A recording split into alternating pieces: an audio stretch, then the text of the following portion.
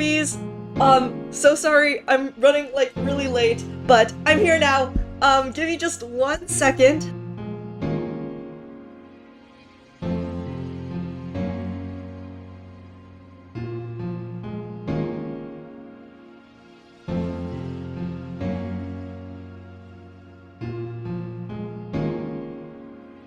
Okay, yippee, I think everything should be set. Speediancy! It's me, Z. Hello, everybody. So sorry that I was running late. I'm like out of breath. I am out of breath. What happened to the background music? Can everybody hear me all right? I hope my mic settings are okay.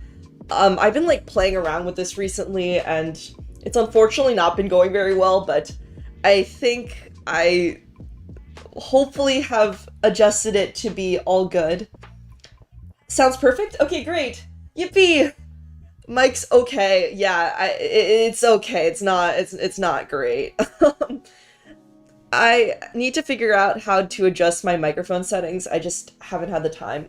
I just came out of like another meeting and before like these Astrobites streams, I like to change into something like a little bit more comfy, so I was like washing my face, you know, like changing into pajamas, like all of the above.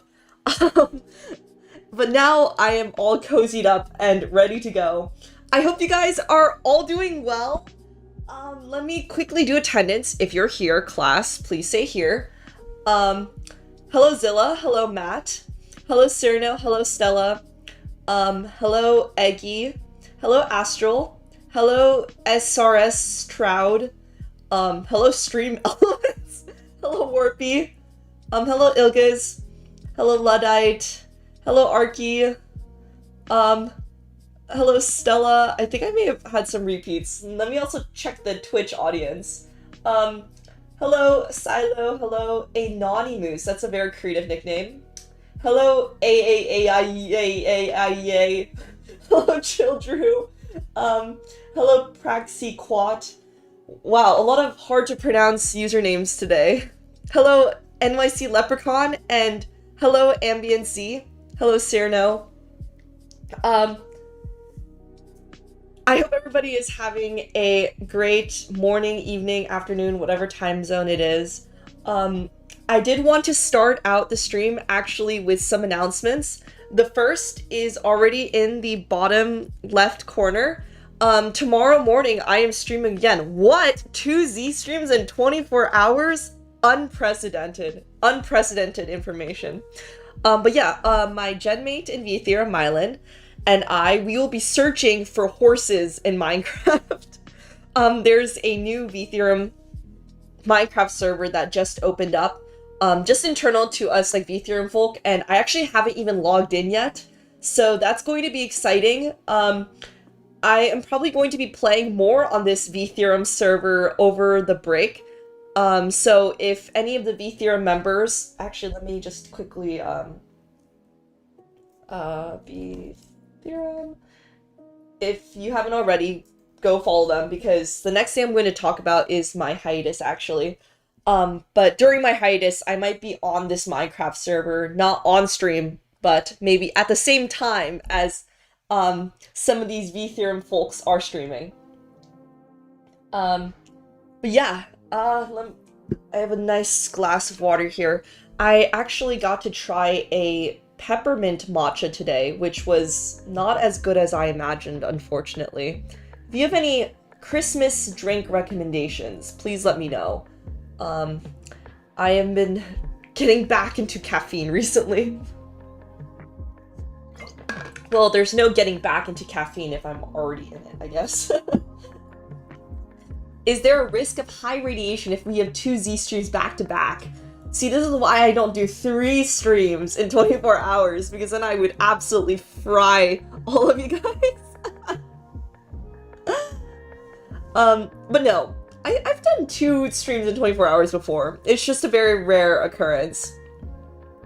A hot eggnog. Ooh, I've actually not had eggnog in a very long time. Wild Z in Minecraft. Yes, it's going to be a great time. Mylan and I were trying to find like horse-themed ideas that we could play together, and when we came up with this, we definitely thought it would be the best idea. Warm soybean milk. I actually had a nice cinnamon apple tea today, which was great. But I hope everybody's staying warm, staying healthy. I feel like there's been like a few diseases going around again, so please definitely stay healthy. The first thing that I actually wanted to start out with before we go into Astrobites, while I still have everybody's attention, is to go through some brief announcements. So let me just pull those up. Yes. So the first one is a bit of sad news. Let me actually slide that behind chat. Oop. Oop. Oh no. Come on, please. No. I want to slide that behind chat, not in front of it. So the first thing is, this may have been seen by most of you guys already, but I recently announced my winter hiatus. It'll be starting with my last stream on, I think it's actually Wednesday, December 10th. I think I got that date wrong, but I will be returning sometime in mid-January. As you guys may remember, for those of you Orbeez who have been following me for about a year now, which is crazy to say, I do typically take a winter hiatus, so this is basically just running that back again. I guess I'm happy to answer any questions that you guys have, but I think it's pretty self-explanatory. Peppermint chocolate. That does sound very good. I'm sorry, I should be more serious about this announcement. I'm just jotting down your guys' drink recommendations. Mulled wine, yes, that's great. Christmas cocktail with rum. Ooh, I want to call it Raid and Run. Well, let me know what the recipe is if you get around to that, Komi. Hey, it's okay, we all need a break around the holidays. Yes, thank you, Stella. Chronic hiatus disorder. A good hiatus break be needed. Yes, why do you winter all over your hiatus? I'm sorry, Orbeez. I'm sorry.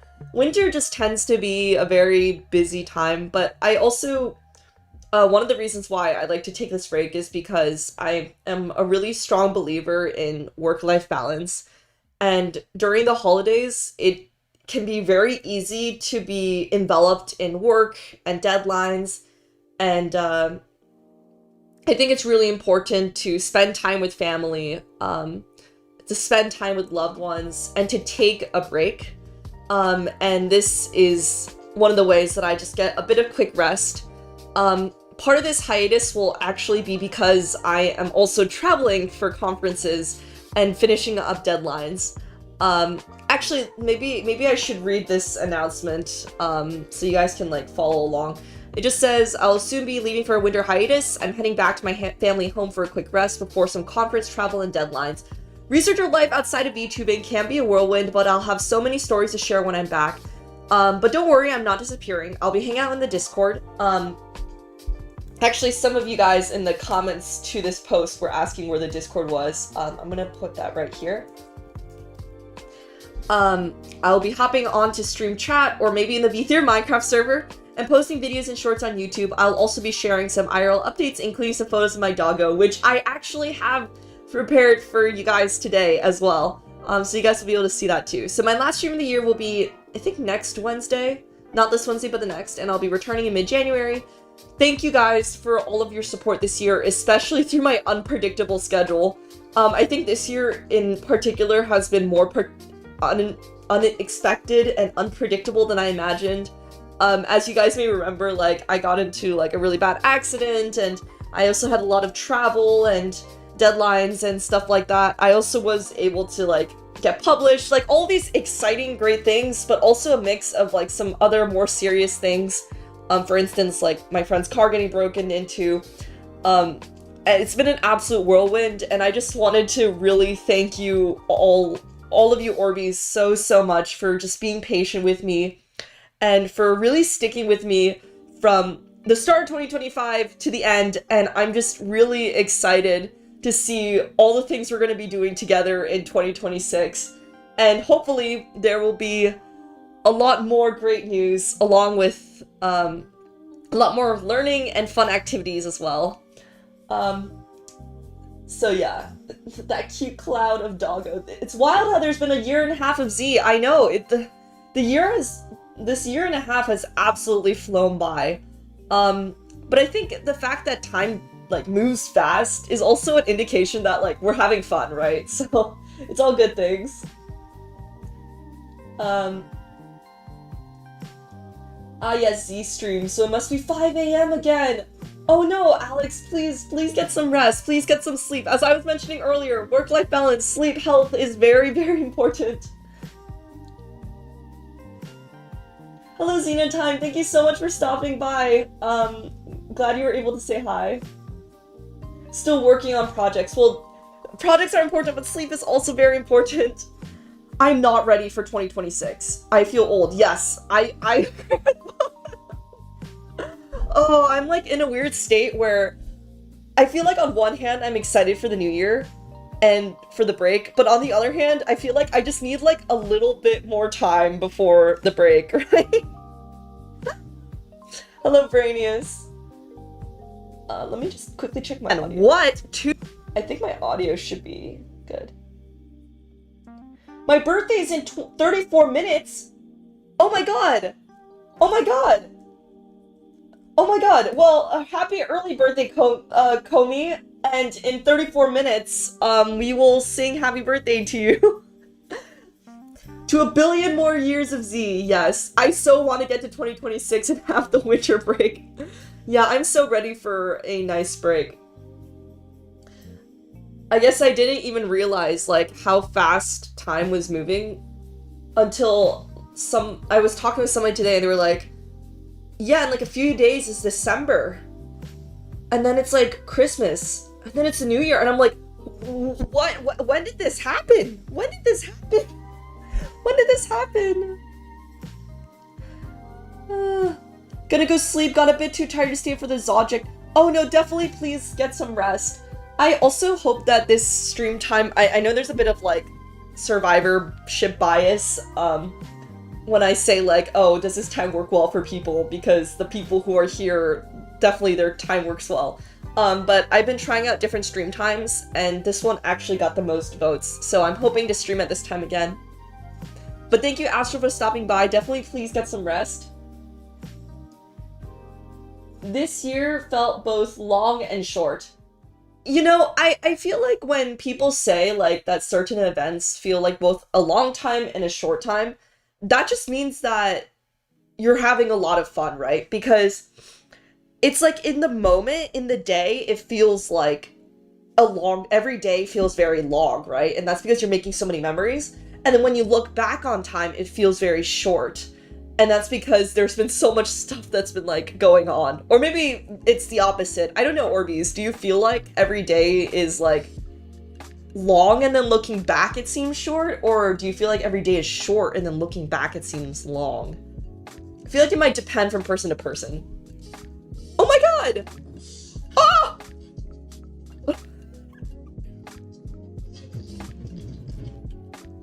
I forgot I had that sound effect. I don't know if you guys are able to hear that. Well, thank you, Komi, for joining the main sequence. Thank you so much for becoming a member.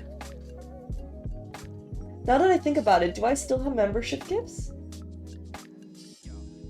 Oh, okay. I've spent all my free membership gifts this month, but hopefully by next week they'll reset and I'll be able to give out 10 new free memberships as well.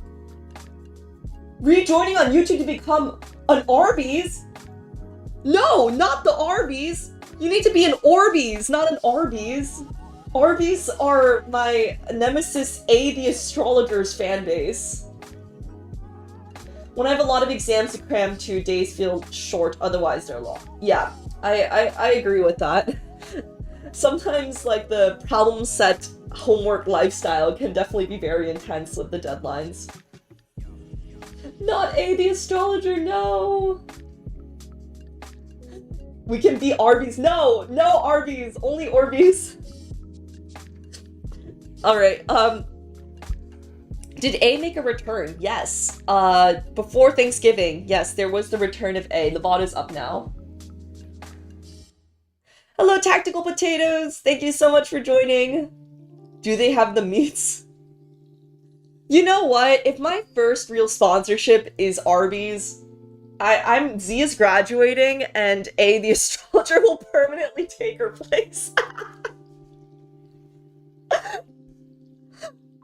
Arby's, please sponsor. Actually, no, don't sponsor me. Arby's, do not sponsor me, because I do not want to graduate, and I do not want A, the astrologer, to take my place.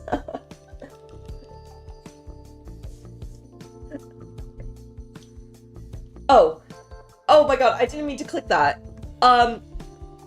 Well, in terms of some, good news, I did want to announce that because we only have 1.5 weeks together, there are going to be 4 streams, including 2 collabs, which, given my posting schedule, is, like, absolutely, like, unprecedented. So you guys better be ready. Arby's getting here.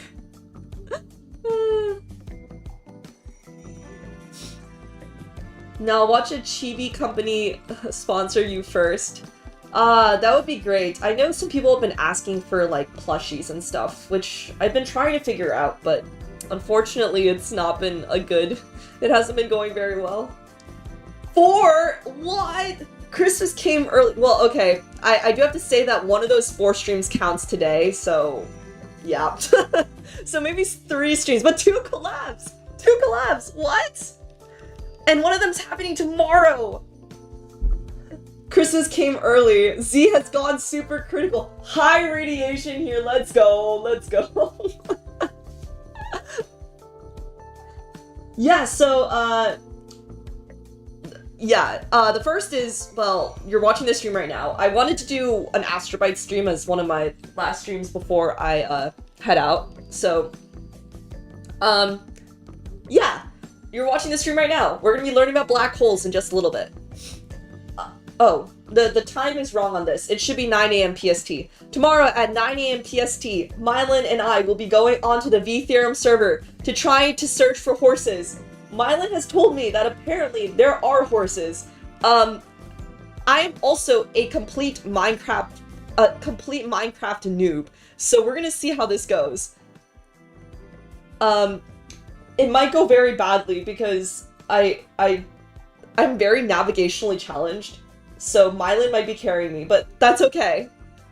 Then, next Saturday, time to be determined, Karis and I will be doing a collaboration, exploring a lot of different concepts. We actually have a whole Google Doc about topics that we're going to talk about. And I kid you not, we're going to be yapping for a while.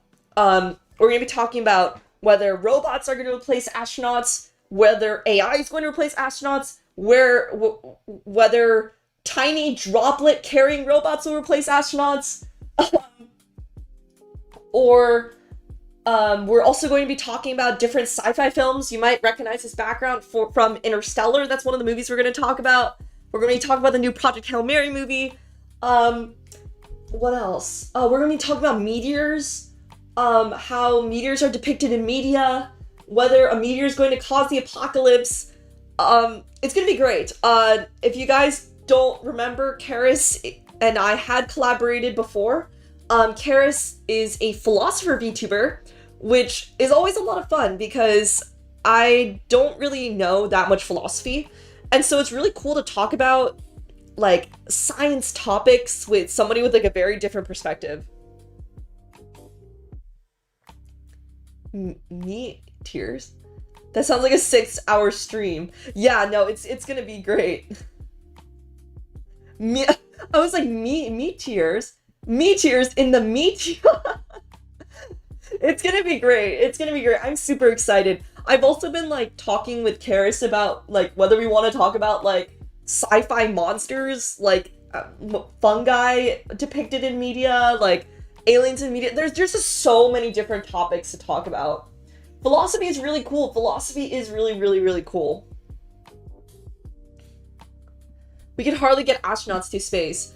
Well, one of the things that we were planning to talk about is whether robots would be like more sturdy or maybe more ethical to send to space. But you will be able to hear more on this stream next Saturday. It's going to be great. This collab has actually been a long time in the making. Basically, as soon as we ended our last collab, I think like back in like early August, we were like, when are we doing the next one? And it's finally happening, so that's great. And then finally, last but not least, this is gonna be so much fun. On Wednesday, December 10th at 7 p.m. PST, we're gonna be doing our 4K celebration special, which is going to include, oh, my head's blocking it, some surprises, as well as what you guys voted for, which is the return of Zasa. We're gonna be playing Kerbal Space Program. But actually, I think a lot of you guys found my channel, well, a lot of you guys found my channel before, but some of you guys who may be watching the VOD right now found my channel through Phi and I's Giant Viruses video. And actually, surprisingly enough, my channel is actually headed towards 5K Orbeez right now, which is absolutely crazy to think about. I still remember, like, the day when I, like, hit 1,000, and I was like, holy smokes, like 1,000 is, like, a lot of people. And even, like, per live stream, like, if I think about it being, like, all the Orbeez are in the room with me, like, that's a lot of people. And to even imagine, like, hitting 4K, like, while I was on Thanksgiving break, by the way, and now we're, I think, like, almost at 5K, like, that is insane. So I just wanted to thank you guys all so much for all the love on the Giant Viruses video and every other video I've made and every other live stream and basically every content I've made. We're gonna have a lot of fun. This is going to be my last stream before the winter hiatus, so we're gonna make the absolute most out of it. Yes, we are going to continue Zasa's 100% survival rate. It's gonna be a great time. And I also have surprises for you guys, so definitely stay tuned. Yeah, thank you all for the kind messages as well. I was reading through some of the comments on the Giant Viruses video, and a lot of people were like, what? Physics VTuber exists? What? Like, physics content creator? What? And I really just appreciate all the love you guys have shown. Also to Phi, like, huge shout out to Phi, like, for making an absolutely goated, like, very accessible video. So, yay! Yippee! Yeah, it's kind of crazy to think, like, there's, like, 5,000 Orbeez.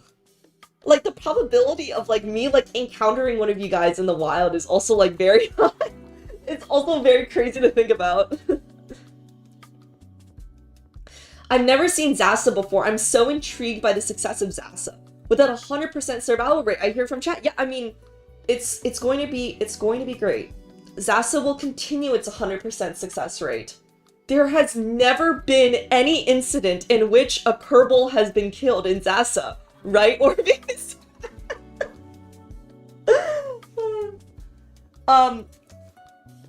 By the way, Z, have you seen the trailer for Project Hail Mary? Yes, I have. Yes, I have. I am actually so excited for the movie to come out. I actually got the book, I think, for Christmas last year.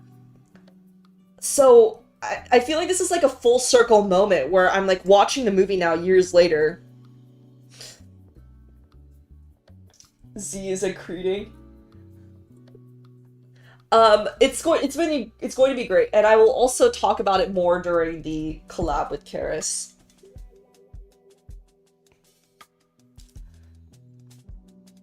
Alright, EP time remains since I have a plane to catch. Oh, thank you so much, Xenotime, for stopping by. I hope you have a safe flight. Definitely get some rest on the plane. It's a hard science movie. It's very interesting. I recommend reading the book. The book is amazing. The book is so much fun. Which is why I'm especially excited for this movie. All right, and I actually wanted to share some photos. So I thought I would be back like a little bit later. But I actually came back a lot earlier than I anticipated. So I wanted to share some photos of my adorable doggo.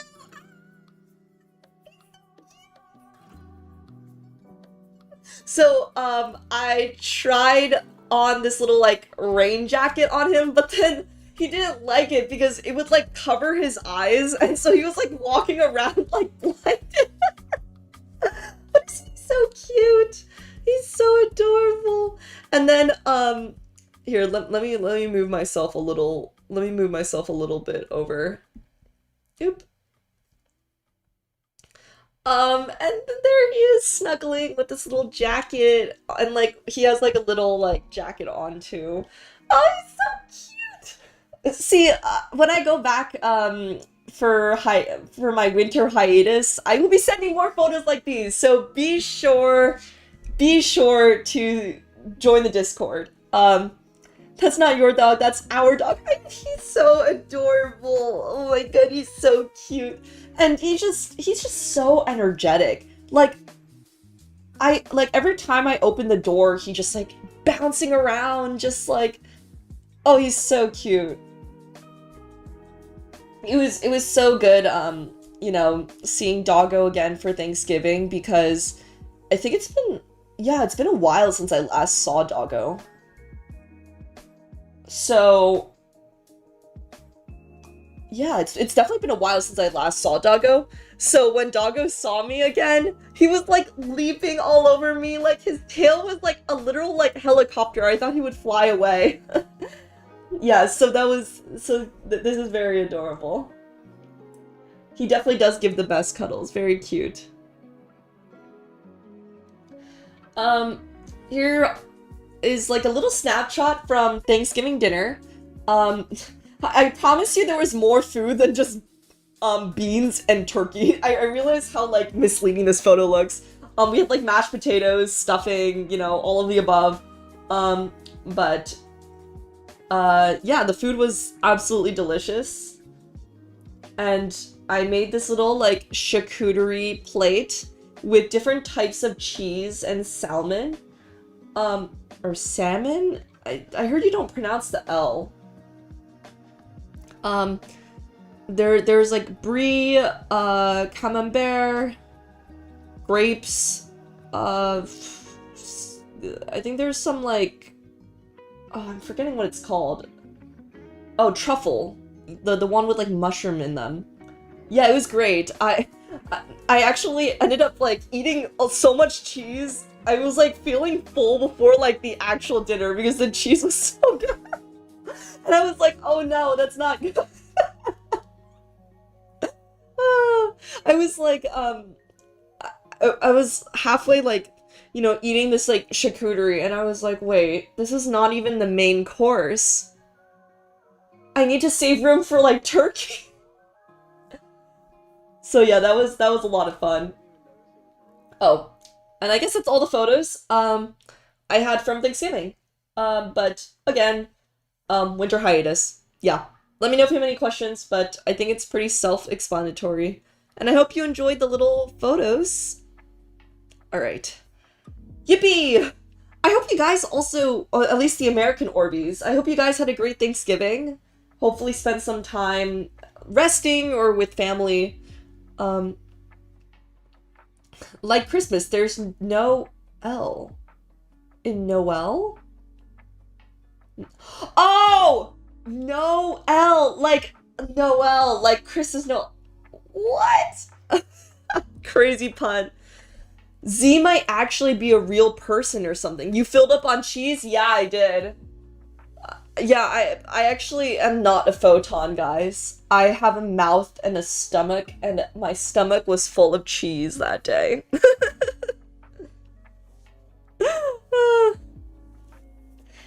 But yeah, I hope you enjoyed the little photos. Let me just quickly close that and get my next thing open.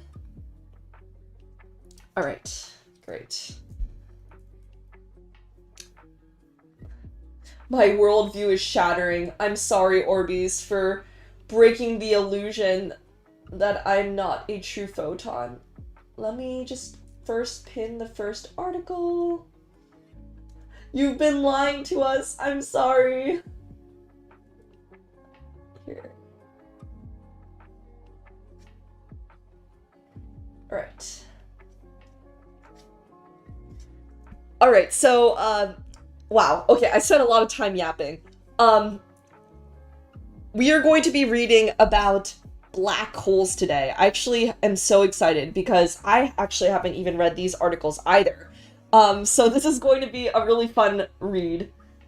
So I have 3 articles, all themed around black holes, and I was thinking about doing this stream because after Thanksgiving, I was like, wow, I really ate a lot. But then I was like, you know what eats the most in the universe? Black holes.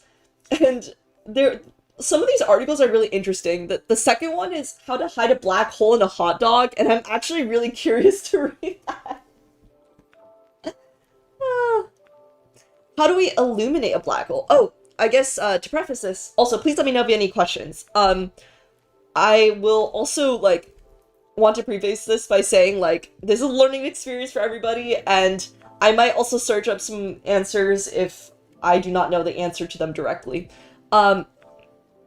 But to answer your question of how do we illuminate a black hole, black holes are, I guess, illuminated by the fact that when material flows into them, it generates a lot of heat and energy as that material kind of gets swept up or accreted into the black hole. And that produces a lot of radiation. A lot of these black holes also produce relativistic jets at the top and bottom that emerge out. And these jets are so energetic that actually at certain angles, they can appear to be traveling faster than the speed of light. So black holes, contrary to their name, are actually very bright objects. What cheese do black holes eat? That's a great question. If I was a black hole, I would definitely eat a lot of camembert and brie. Good evening, D-Mom. Thank you so much for stopping by. Alright, so without much further ado, I think we should start reading the article. Yes, okay. The first one we have today is, can black holes light up the high redshift universe? And for those of you guys who are new to Astrobites, this is sort of a blog slash digest website that translates these research papers into lay accessible terms. And I highly recommend, especially if you're interested in astrophysics or just want to learn something new every day, to read Astrobites regularly, because I think, reading a research paper from the get-go can be really challenging. There can be a lot of jargon. And these authors really do their best to translate these concepts in ways to make sure that everybody understands.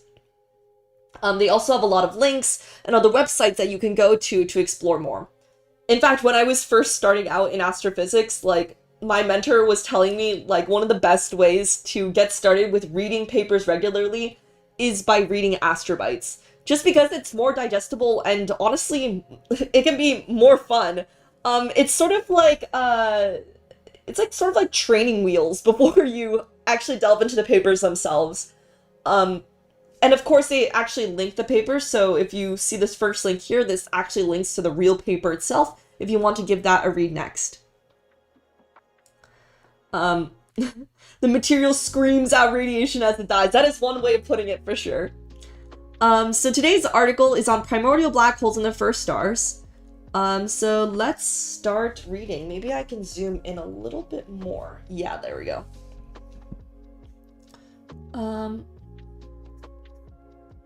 Maybe I'll put this behind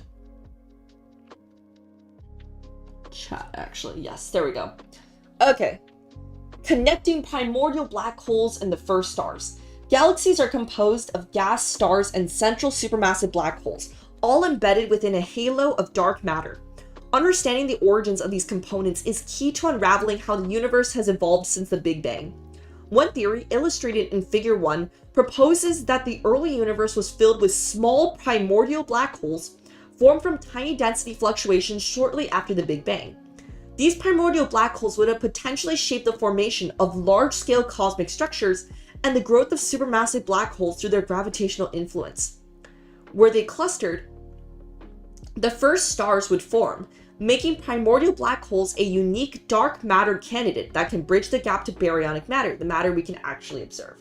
So I guess this article is delving into primordial black holes, which are these little tiny black holes that would, I guess this diagram, maybe I can zoom into this a little bit. This is a possible candidate for dark matter. There we go. Yeah, so we have the Big Bang here on the left, and the primordial black holes formed very, very early on. So Lisa, I guess, might pick up gravitational waves from merging black holes in the early universe. So that's basically here before the first stars. Then James Webb might observe the stars that were formed during the Dark Ages near primordial black holes. Right here. Then the first stars formed, and then the galaxies formed around these black holes. And that brings us to today. That's an interesting theory. So that suggests that the black holes came before galaxies. Primordial black holes would be very small. I think this article delves into this a little bit more. It goes into this idea of like direct collapse black holes, which could potentially, or direct collapse, or maybe even intermediate mass black holes, which could indicate the possible origin of these primordial black holes. A friend described the actual going to the black hole as you're in Kansas and see your dog running away, and you still see him running away forever because time slows at the point anything enters. Actually, there's a great video on this. If you go into a black hole, time like starts to slow down, or let me rephrase that. The time that you perceive like moving by you appears to slow down to like being infinitely slow. There's a great video on this that shows like how as you enter a black hole, like things become like increasingly more red and just stop.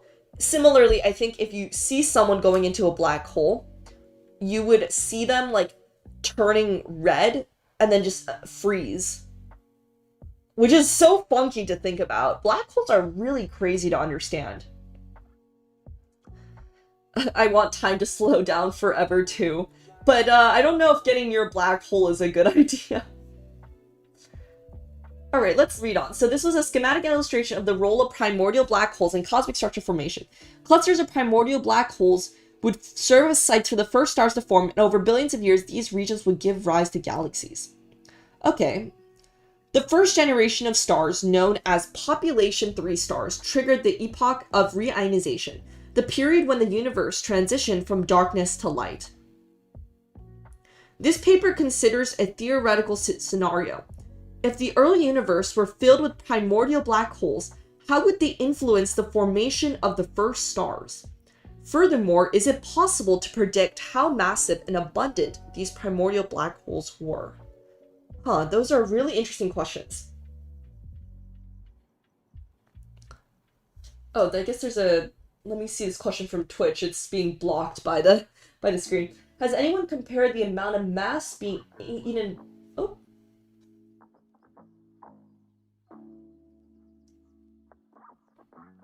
Oh no.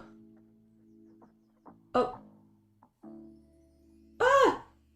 Wait. Okay, sorry. I think my Wi-Fi just disconnected for a second, but I think we should be back online now. There was a notification that was saying, like, oh, you're offline. Can everybody hear/see me now? I hope everything is fixed. The Wi-Fi's never fully cut out like that for me before. We're back? We're back? Okay, great. The increasing gravity of the black hole. I mean, amount of material being accreted by a black hole is negligibly small compared to the size of a supermassive black hole. In addition, yes, stream lagging hard. It's still good for me. Okay, yeah, thank you, thank you. I hope it's alright. Sorry, my Wi-Fi has never cut out like that before. I'm gonna check that out after the stream. But yeah, the amount of material being accreted by the black hole is very negligibly small compared to the mass of the black hole. You're good? You're good. Okay, great. So let's continue. I'm definitely really curious to see how they did this. So they use computer simulations. Okay, so this is figure 2. Okay, let's read this first. To test this hypothesis, the authors ran a large-scale cosmological simulation of structure formation in the early universe, following the evolution of dark matter and gas under the cold dark matter model, until the gas cooled and condensed enough to form the first population 3 stars. They then resimulated selected regions of interest at a higher resolution, this time including primordial black holes of different masses and abundances. In the simulations, the primordial black holes could both interact gravitationally and accrete matter, releasing radiation into their surroundings. These two effects, gravity and radiative feedback, play opposing roles in star formation, whereas gravitational interactions can create overdensities that accelerate the collapse of gas. Heating from accretion-driven feedback can suppress or delay the onset of star formation. I actually have a lot of questions about this article. This is actually my first time reading through this too. I feel like there would need to be a lot of assumptions on the primordial black holes themselves. What's there to say that black holes behave similarly in the early universe than they do in the present-day universe? For instance, there's been some theories of, like, galaxy formation going around saying that, in general, like, different physical processes play different roles at different periods of time.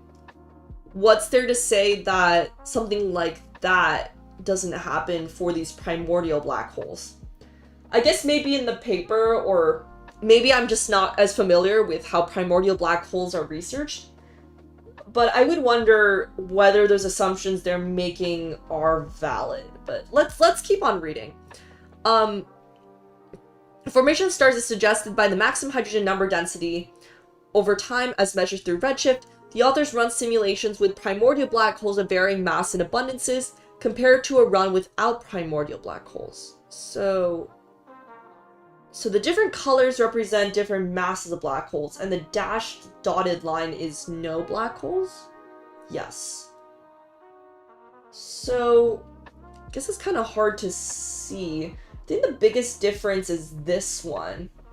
The maximum number hydrogen density over time. I'm wondering what is F? Oh, abundances. Oh, so each of these panels are different masses of black holes. Of the primordial black holes. Okay, that makes sense. So when they assume that the primordial black hole mass is 10 solar masses, then the difference between this dotted black line, which is like right here, and the rest is very negligible because, well, they're very small. Whereas when the primordial black hole mass is 10 to the 4 solar masses, the differences are very extreme. Also, isn't the current accretion phenomenon a result of emergent stable orbit? Like, wouldn't older matter movement be more random and could result in direct collision? Yeah, I'm also wondering, like, how is material heated up early in the universe? In addition, their population 3 stars in general, I think, are more challenging to understand. I guess they don't really define it here, but population 3 stars are stars that theoretically have no metals. In astronomy terms, for some reason, astrophysicists define metals to be anything that's not hydrogen or helium. In the early universe, there was only, like, hydrogen and helium, and when stars fuse and they die, they release other heavier elements out into the universe. And so you would imagine that the first stars would be primarily or only hydrogen and helium. but I feel like their properties are not quite understood. So yeah, I think also, I would also wonder how older, potentially more heated or more disturbed matter would accrete onto a black hole. Yeah, I have a lot of questions about this. Maybe it gets answered on later in the article. I'm still stuck on gas having gravity versus being affected by gravity. Well, it's both, right? So gas in general is not very, I guess, not very massive, but if you have a lot of it, it can create stars. So I guess that's an example. So like, let's say that you have a gas cloud, right? And over time, it condenses and it forms a star. An individual gas particle is very small compared to the scale of the universe, right? But if you have a lot of gas particles together in a giant gas cloud, and they come together to form the mass of a star, then it is able to experience so much pressure that fusion is able to begin. Wasn't there the funny theoretical star where it can have a black hole in the center holding together while its fusion tries to tear itself apart? Oh my god, I did hear about this. I did hear a presentation on, like, a black hole in the center of a star, and it, like, kind of... I should probably fact check this, but from what I recall, it oscillates with the outer layer of the star. And so the black hole inside, like, expands and de-expands. And yeah, it's, like, trying to balance with fusion. I don't know, like... I feel like proving that something like that is out there is really challenging, because obviously, like, we can't peer into the inner layers of a star that is millions or billions of light years away. But yes, I have heard about that. Black hole sun. Well, I promise you, there is no black hole in the center of our sun. Our sun has been very well studied. And I think those specific black hole stars are probably only theorized to be in the early universe, though I don't think there's been any direct evidence for them yet. Yeah, I did hear a very interesting presentation on this. It was very interesting to hear, and it would be very exciting if true. But unfortunately, there is no direct evidence. How far do we read? We already read up to this. Okay, yes, let's read about Figure 2. Figure 2 shows the hydrogen number density in the simulation regions over time as a proxy for the formation of population 3 stars. Okay, so they're assuming that hydrogen number density directly correlates to the formation of population 3 stars. Okay. That is a bit of an assumption, but okay, for different masses and abundances of primordial black holes. More massive primordial black holes, up to primordial black hole masses of 10 to the 4 solar masses, lead to earlier and more rapid growth of hydrogen number densities in the simulations regardless of their abundance.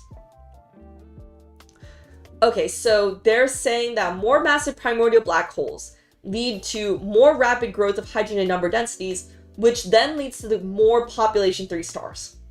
Therefore, more massive black holes in large numbers can significantly amplify star formation in the early universe, likely via their gravitational influence.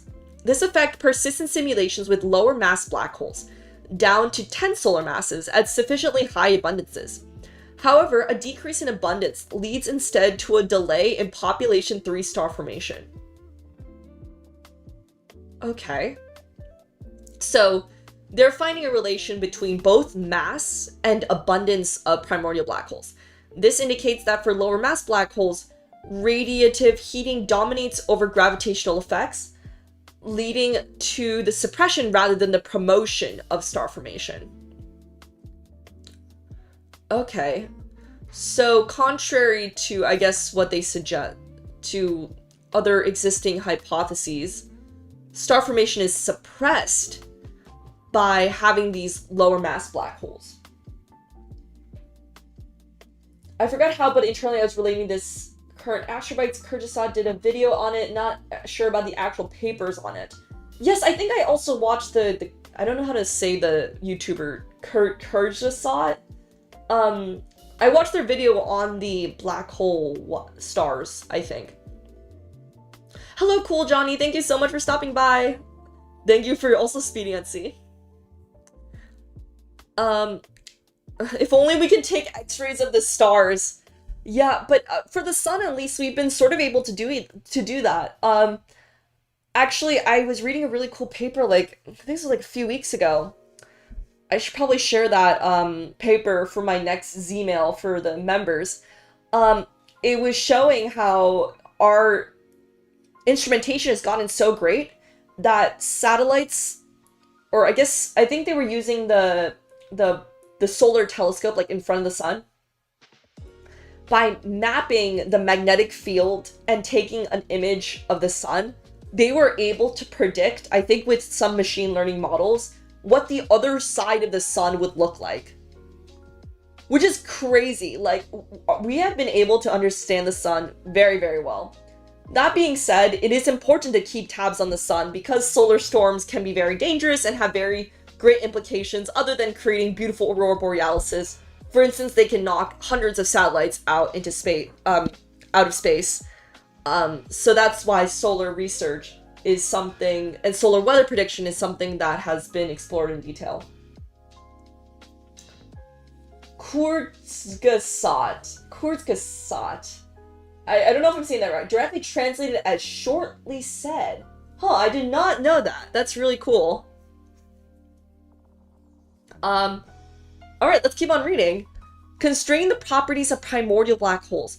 The authors then provide a framework for constraining the masses and abundances of primordial black holes based on the average hydrogen number densities required for populations of 3 stars to form at different redshifts or different times. The limits in Figure 3 can be used to complement data from gravitational wave observations and cosmic microwave background measurements, and could also be applied to cosmic epochs beyond the early universe, when subsequent generations of stars and galaxies form. In the future, expanding these simulations, as well as including more realistic black hole masses and distributions, and detailed gas physics could lead to even stronger constraints. Okay, so I guess they have different redshifts, so those are like different periods of time. So Z of 120 is like the very, very early universe. I mean, all of these are technically very early universe. The colored lines represent the upper limits. Oh, so they're basically plotting mass of the primordial black hole with the abundance of the primordial black hole. And they're sort of shading in the regions where those masses and abundances could be possible. Interesting. This work presents a novel approach to testing theories of primordial black holes by examining their potential influence on the formation of the first stars. By comparing simulated star formation times with their expected occurrence, the authors show how future observations of the early universe could further constrain the properties of primordial black holes. Ooh, this is really exciting. Well, thank you, Shalini, for writing this amazing article. Yeah, I feel like I would love to read this article outside of stream. It looks like it's closed, unfortunately, and that means I probably won't be able to open it up on stream without copyright implications. I presume Astrobites usually aren't like that. This is a very thought experiment. Well, this was an experiment in a way, right? They did a computational simulation. I think the idea of primordial black holes in general does rely a lot on different theories and assumptions. I think at first I was a little confused by what assumptions that they were using. I'm sure the paper goes a little bit more in detail, and I'll probably check it out right after this stream. This is the first stream viewers I'm seriously watching. Well, I'm glad you're enjoying it. Solar weather forecasts sound so cool. Actually, I feel like people who study the sun are just like, how do I explain this? They're like some of the most energetic people I've ever met. Like, for instance, there's this one woman I know who like studies like solar weather, and she always like wears like sun earrings, has like all these like sun stickers on her water bottle, like just genuinely like passionate people who just love doing what they're doing. Like solar weather, space weather is just such an amazing concept. And I think people also underestimate how important it is for us to know when the sun will react. Especially during periods of high solar activity. I think recently with the aurora borealises, people have become more open to learning about like solar weather.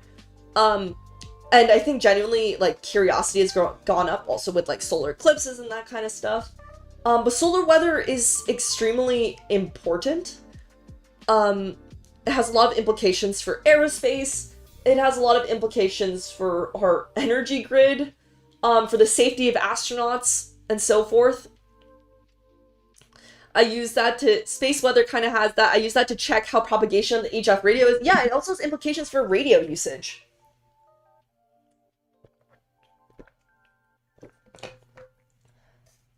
Hello, Guigui. Space plasmas people are so real. Praise the sun! Oh! I had some colleagues in the department that work with Maven. Fun people. Yeah, no, they're just so passionate. Maybe I'm also saying this because I think at one point I actually considered doing, like, solar research. They're just really great people. I would love to do a stream on, like, solar research. I just feel like for Astrobites, they haven't been doing as much. Sorry, I'm putting, like, a little, like, cardigan on. They haven't been doing as much on, solar research, actually.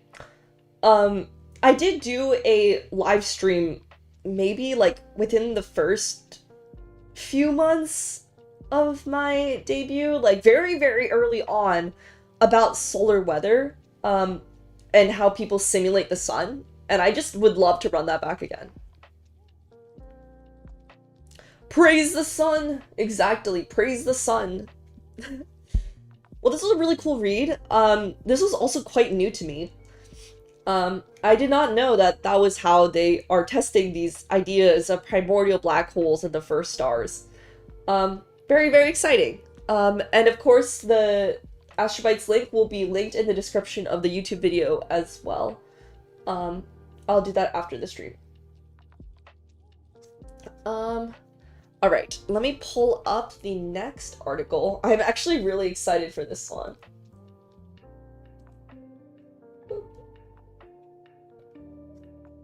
What are Whistler waves? What is solar power energy drink? I'm gonna search this up so that it doesn't accidentally like pull up my location or something. What is this? What is this? Okay, I'm going to show this.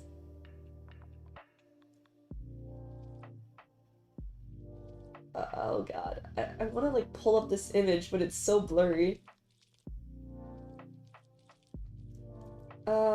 Okay, and then Whistler waves are naturally occurring electromagnetic waves that are generated by lightning discharges on Earth. Ooh, that is so cool. I have heard about these. I just forgot what they were called. And they travel down the Earth's magnetic field line. That is so cool. That is so cool. See, I don't know if I have the background to like explain this on the spot, but I would love to do a presentation after doing some more research. Here, let me make sure that is correctly pinned. Alright, and then let me put that into the YouTube chat. Please pin message, there we go. I love black holes. I still find it fascinating that Brian Cox said about that. They may be so powerful they can destroy data itself.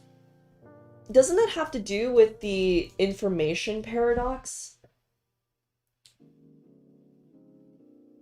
About whether information is always conserved and it appears to be destroyed when the matter falls into the black hole. I know very little about this. Like, theoretical black hole physics is like not my area of specialty. But I think it has to do with like whether information can be destroyed and what happens within the black hole. Yeah, it breaks causality symmetry. That means that causality is violated, leading to random events. That would be really cool. What's your favorite star system and what's your favorite math equation? I think like math equation, I think I have to go for the wave equation. It's like a partial differential equation. My last video on PDEs was on it. It's a lot of fun. What's your favorite star system? My favorite star is Altair, as my name suggests.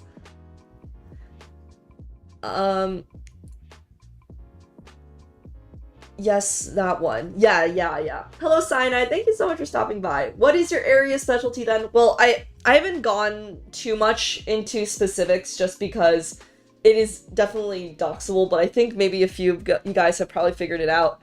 I think, like, broadly, I would just say, like, galaxies. Like, very broadly, galaxies, when that's, like, very, very, very broad. But I guess to specify, like, I haven't really done any, like, very, like, deep theoretical work. I did make a series on, like, you know, black holes and, like, rotating black holes, but that involved, like, a lot of, like, research ahead of time for me to, like, make those videos. So definitely check those out if you'd like. Those are... I'm very proud of that series. And then... So, who in the chat said to look at the solar power drink? A. What is this? What is this? Okay, first, I think this first statement is an absolute atrocity. Helps you focus on the A's, not the Z's. I don't want to focus on A, the astrologer. I want to focus on Z, the astrophysicist. Oh my god, if I get this drink, I'm gonna turn into A. I'm so confused. Like, there's, like, an eclipse, but, like, a part of the moon is, like, lit. Like, where is the light from that coming from? Also, is this suggesting that, like, the corona of the sun is much larger than the moon? Like, I have a lot of questions on the can design.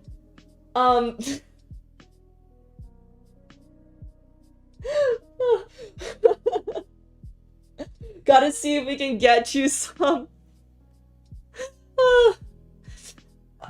I think this is caffeinated though, right? Well, it has vitamin C and D, so it must be healthy.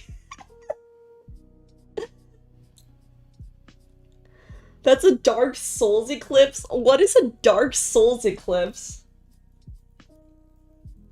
Yeah, no, the people have this was made by A. What in the atrocity is this? What? I'm so... What? Like, is there some sort of, like, coronal mass ejection going on? Like, or is those clouds, like, what is going on? I'm just gonna assume those are clouds just to maintain my sanity a little bit, because what in the world is this giant pillar? It is an energy drink. Let me see how much caffeine in a can of solar power. These people have never seen an eclipse, yeah. 225 milligrams of caffeine, okay. An average 8-ounce cup of coffee is 80 milligrams. Orbeez, this is like the equivalent of like 3 cups of coffee.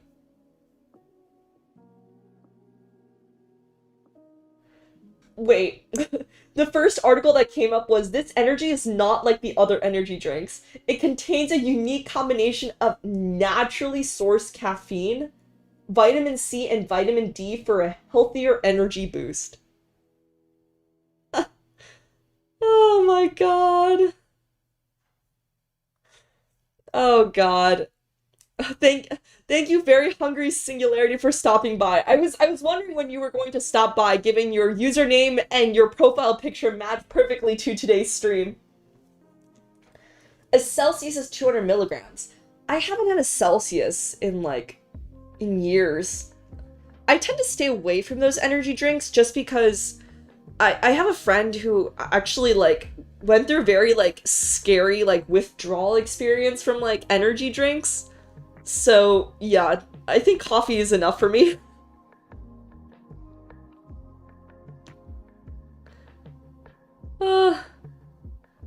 Artificially sourced caffeine. Yeah, like, what is naturally sourced? Isn't everything naturally sourced?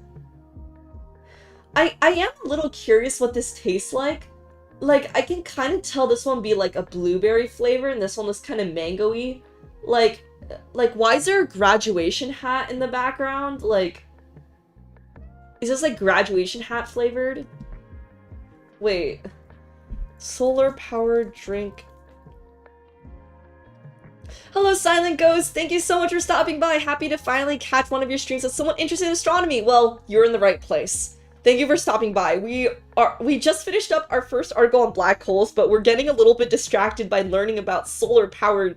this beverage called solar power.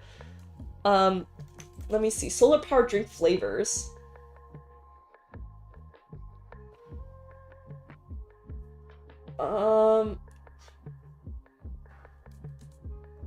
I'm actually curious to see if I can get one. You said that they were made by Heineken, right? Oh, it was launched in Singapore. I don't think it's in the US. Let's see. Oh, it's only in Asia. I can't even get the solar power. Is only available in Singapore. What?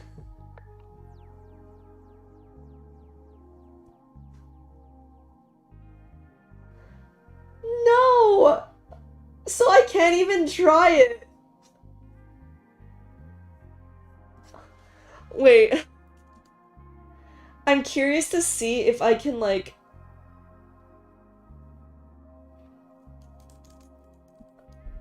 order this, like... on Amazon or something. Or on Throne. Solar... not... I looked up solar power and started giving me solar power generators. Unfortunately not. It's only a Singapore thing. Well, if one of you Orbeez are in Singapore, try it out and let me know. And let me know.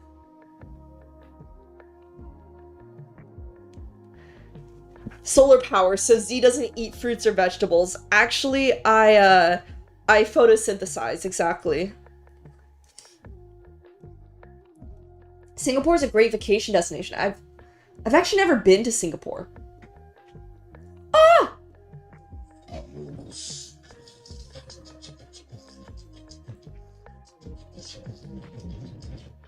Thank you, Cosmo Days, for joining the membership. Thank you for joining Red Giant. Red Super Giant. I got scared by the message for a second. Eggy, yes, you should try. You should try. Let me know how it is. Let me know how it is. I'm actually from there. Is it just an energy drink? Yes, but it's called solar power and it has a weird non-accurate eclipse on it. I'm very curious. So yes, both of you guys, please try it. Let me know how it is. Oh, you guys know one drink that is space themed, and then we're gonna read the article for real. I don't know if you guys remember this back in like 2020, I think. There was this beverage called like. Let me get an image open. There was this beverage called Coca-Cola Starlight. And this was my favorite. This was like my favorite thing ever. I'm not a huge fan of sodas usually, but this was epic. And then they got rid of it, and then it's never been back. Incidentally, is it cool to message you? Probably. Yeah, feel free to DM me if needed. There is a Discord. I would like to preface this by saying that my response time on Discord is not very good. But yes, please feel free to DM me if needed. But yes, this was one of my favorite drinks of all time. It was lovely. It was very lovely, and then they got rid of it, and then I was sad forever. And I don't think they're gonna ever bring it back, but it was great while it lasted. That looks amazing. It was so refreshing. People say that it's sort of like the cherry Coke, but I tried the cherry Coke, and I thought that was nasty. So I'm just sad that they got rid of it. One day, hopefully they'll bring it back. One day. They got rid of it just to make you sad. Maybe they did. I remember, like, when they said that it was going to go out, I bought, like multiple 12 packs, but of course that only lasts you, like, a finite amount of time, right? Yeah. Starburst? I'm actually not a huge fan of Starburst candy, unfortunately. Sad.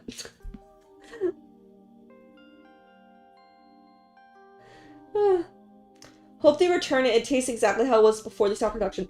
Actually, they brought it back earlier this year. They had a deal with, like, Jack in the Box or one of those, like, fast food companies. If you get, like, a set, it would come with Coca-Cola Starlight. But the thing is, I found out about that too late, and my friend and I were going to go try it, but it turned out that it ended almost a month before we found out, which was so unfortunate. Well, anywho, one day I will retaste the flavor of Starlight Coke, but until then, I shall be sad.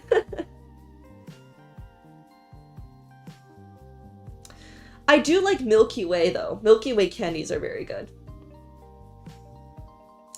So in general, I do like space-themed stuff. That is a common theme. That is a very common theme. It was available in 20-ounce singles. Shirley comes again same time next year. Shirley comes again sometime. And I guess, like, I don't really follow up on fast food news that often, but maybe next time I'll keep an eye out for whatever company did that. Alright, I think it's about time we start reading the next article. We got really, really sidetracked. But I like chatting with you guys, and I'm going to miss this when your hiatus starts. Did you get to try cosmic? What's that? Here. Okay, this is gonna be the last thing we search. Cosmic drink. Or from McDonald's. I don't think I've been to a McDonald's in, like, a year.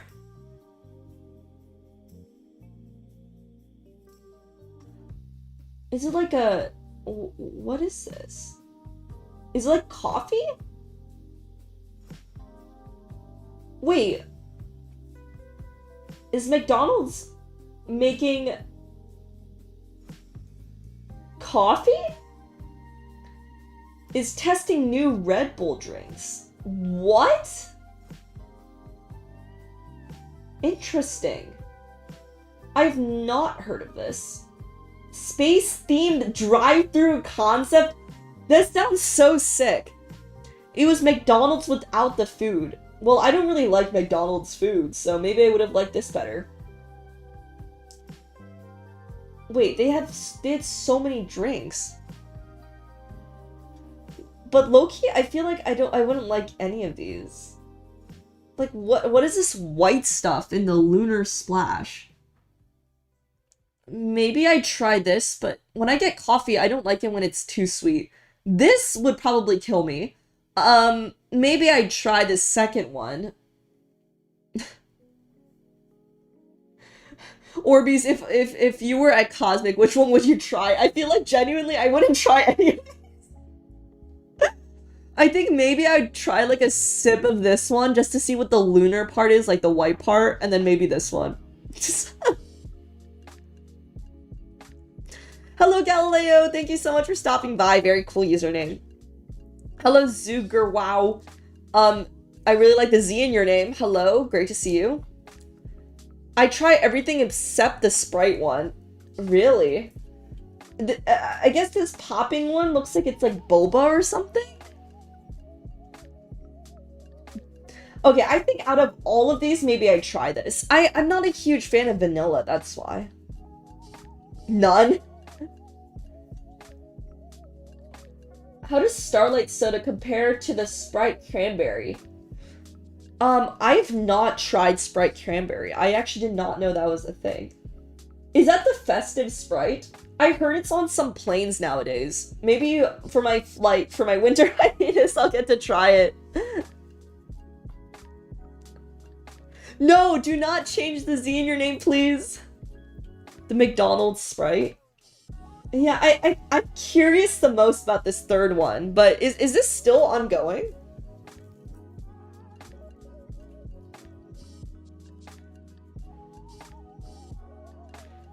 No, the standalone cosmic is done. Yeah, I think it's like fully done. Interesting. I didn't even know that this existed. Vanilla looks best, but yeah, probably 200% of daily sugar in each sip. Yeah, I think I'd like implode. Yeah, it's for Christmas. Yeah, I want to try the Sprite Cranberry. If I get to try it, I will report back and see how it compares to the Starlight Coke. Anywho, let us keep reading this article. We got so sidetracked, but this was a lot of fun. I'm actually really excited for this article. Because it's about hot dogs, and I was just really confused. How to hide a black hole in a hot dog. And for those of you guys who just stopped in, Astrobites is basically translating research papers into lay-friendly terms. I've pinned the articles on both the YouTube and Twitch side, so be sure to check those out.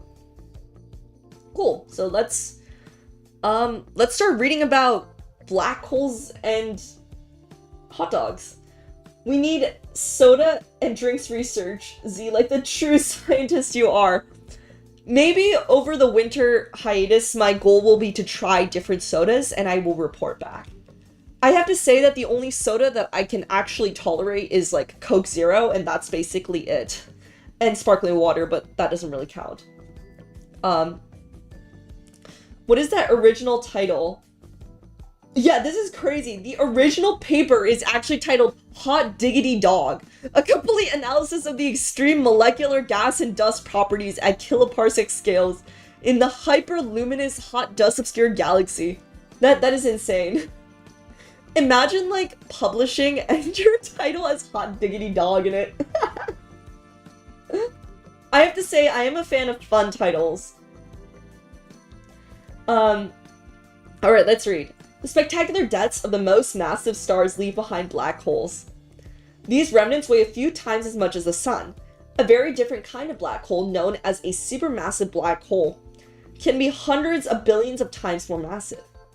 In some cases, a supermassive black hole is large enough to exert a significant influence on its entire host galaxy. An active galactic nucleus forms when the supermassive black hole at the center of a massive galaxy starts rapidly accreting material from its surroundings. The infalling gas heats up and shines brightly.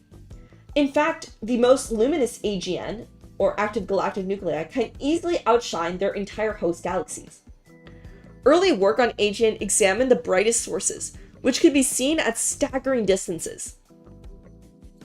Detailed studies of their fainter cousins were possible for only nearby objects. In this regard, the James Webb Space Telescope has been absolutely groundbreaking, unlocking insight into faint AGN, including the famous little red dots in the early universe. Studies of these sources have presented a seemingly endless gauntlet of puzzles. Yeah, there have been a lot of theories out there about little red dots just being very bright, active galactic nuclei, or those like supermassive black holes at the center.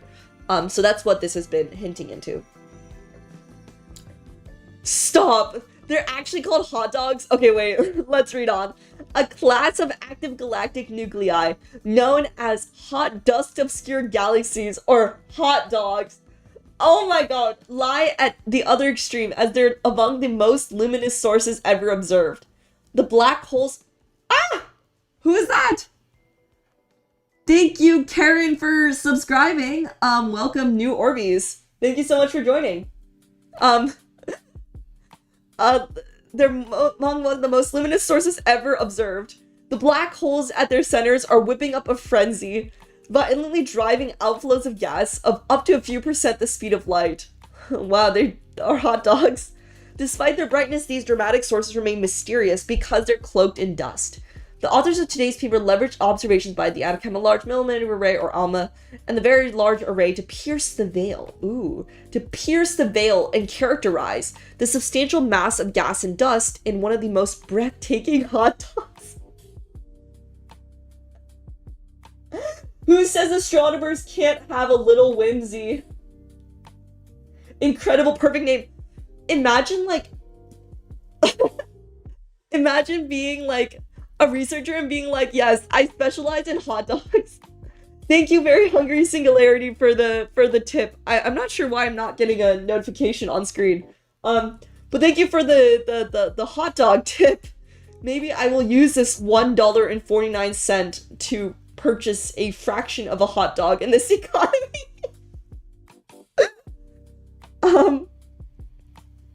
This is great. Wait, I actually didn't even know you could just, like, send like a single, like, emoji. That's so fun. Jokes and signs are amazing. They sure are. Honestly, like, I just love the creativity here. Perfect money for a Costco hot dog. How much? What? I thought Costco hot dogs were like... Wait, do they still cost $1.50? No.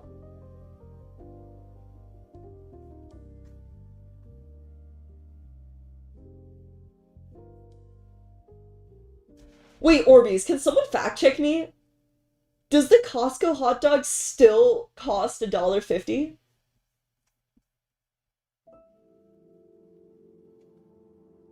Stop! Costco isn't allowed to raise hot dog prices? What? So that's actually enough? $1.50 is actually enough for a Costco hot dog. Well, thank you, Very Hungry Singularity. I will use that to purchase a Costco hot dog.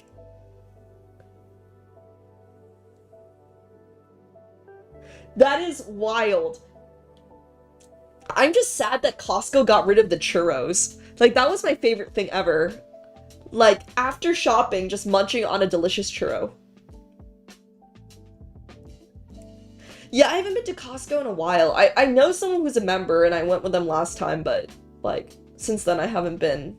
And I also went very late at night, so I wasn't really looking at the, like, the purchasing section, I guess. Like, the food section.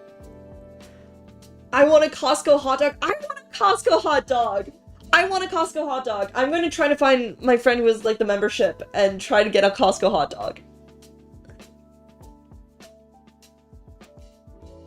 CEO told the company he'll shut everything down if they raise the price of it. Wow. That is some dedication right there. I've not tried the rotisserie chicken.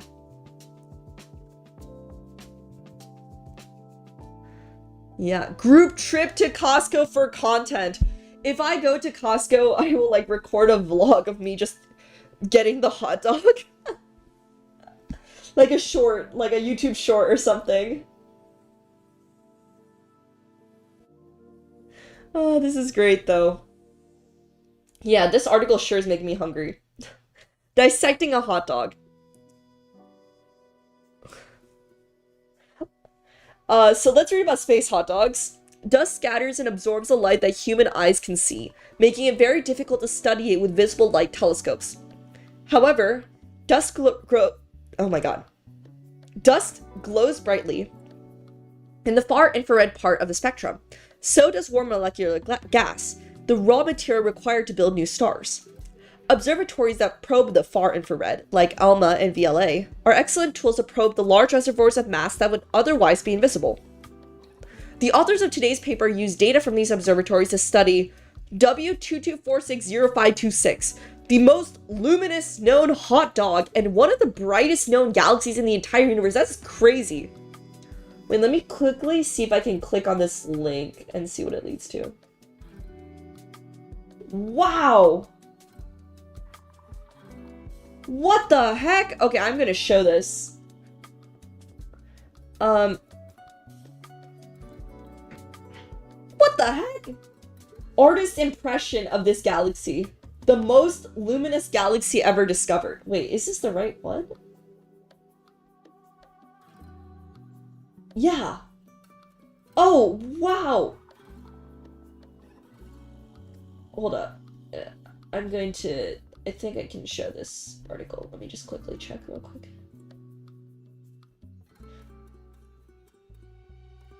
Okay, I think I can show this. This is incredible.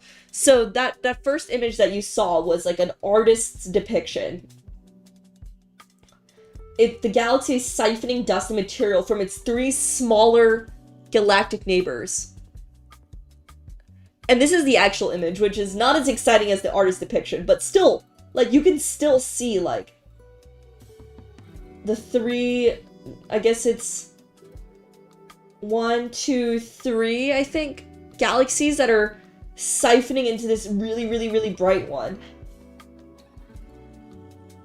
Galactic cannibalism, exactly. That looks so pretty. Yeah, no, this is great.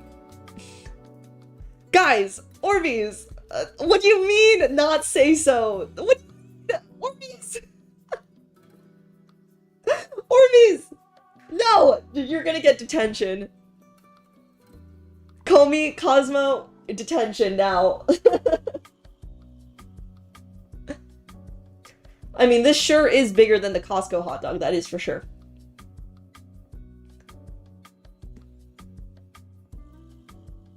Eggy, I'm at the shop and I can't find the solar power energy drink. No! No. Wait, it's crazy that you're trying to look for it right now.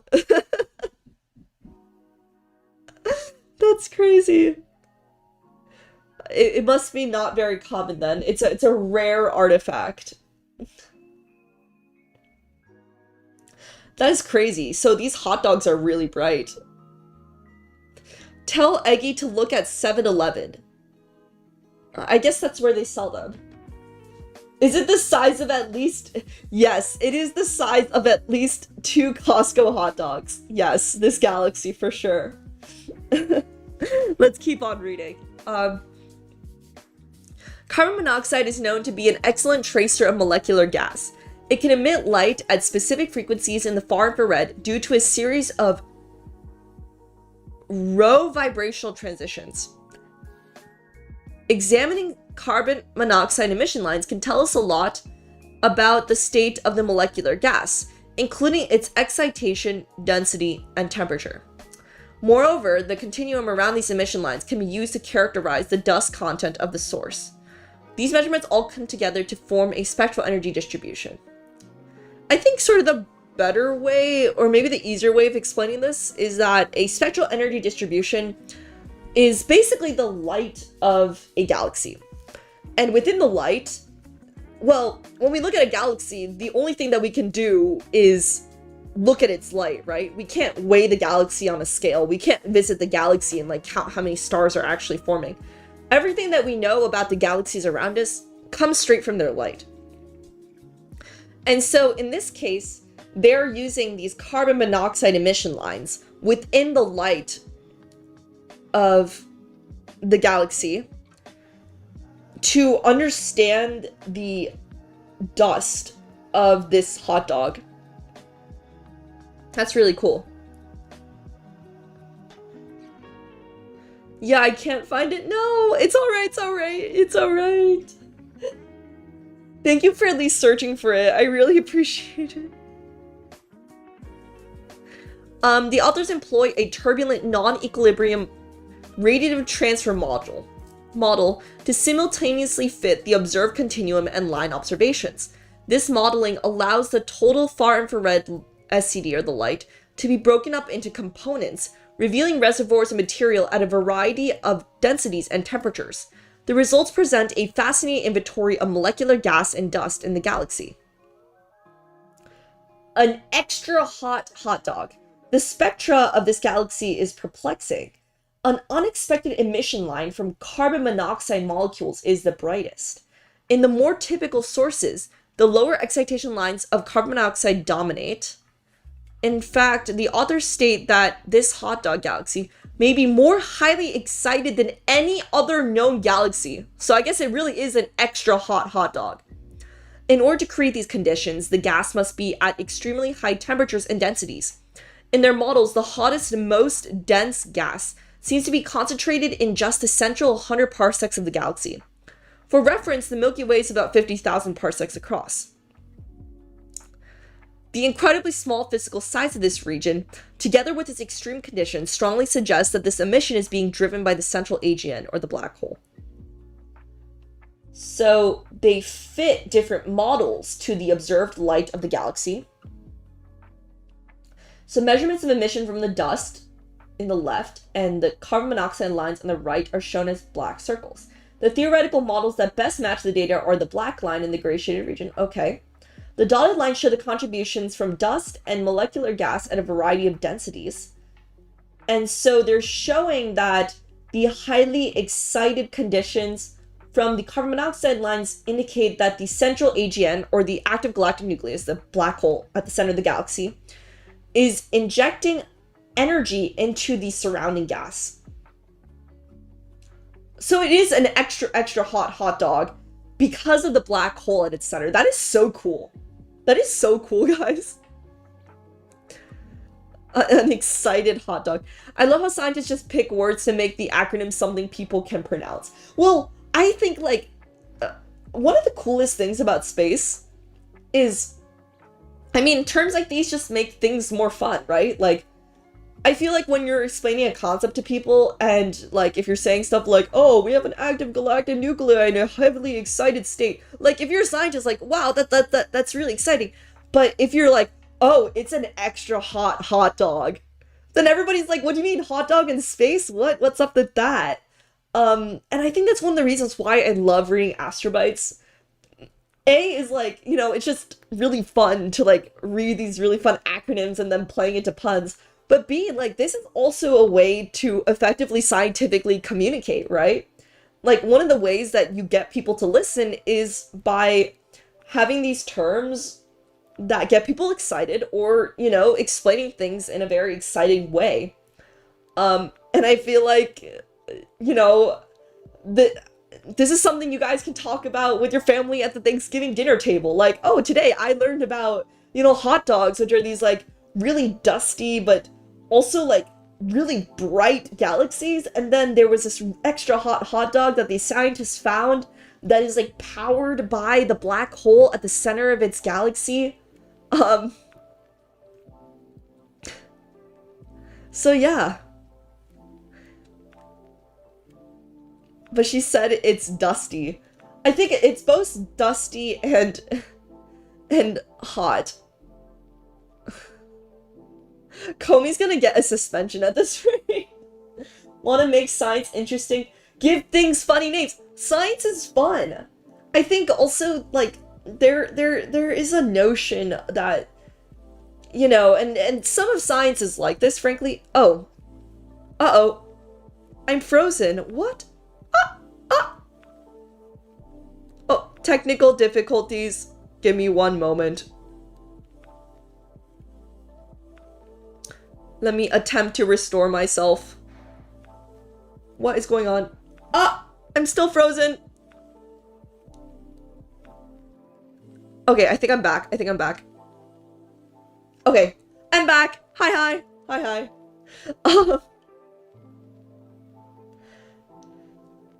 What was I saying? I'm too cold. Yeah, exactly, that's what happened. That's exactly what happened.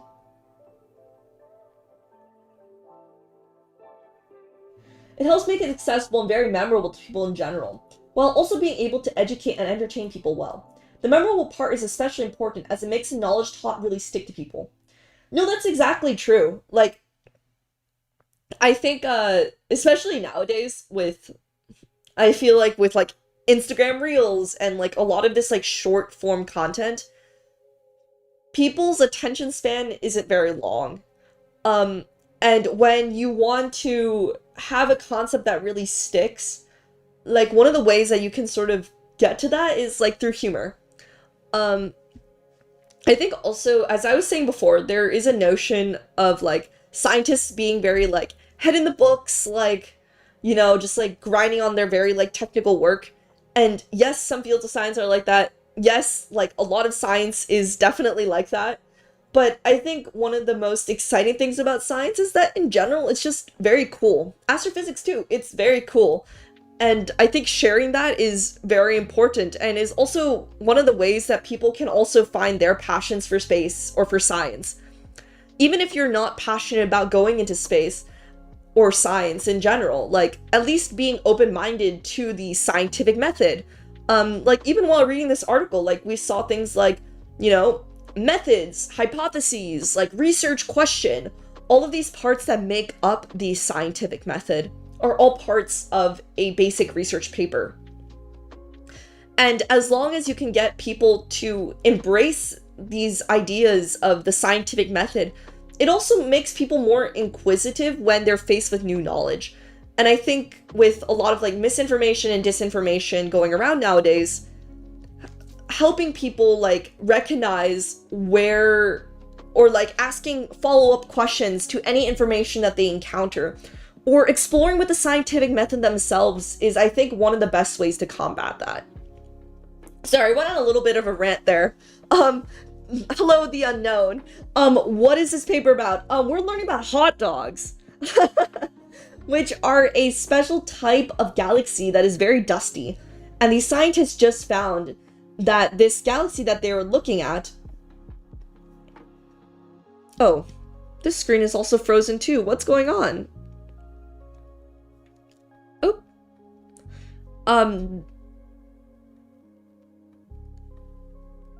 These scientists also found that this galaxy that they're looking at, which is one of the most brightest galaxies in the universe, is being powered by the black hole at its center.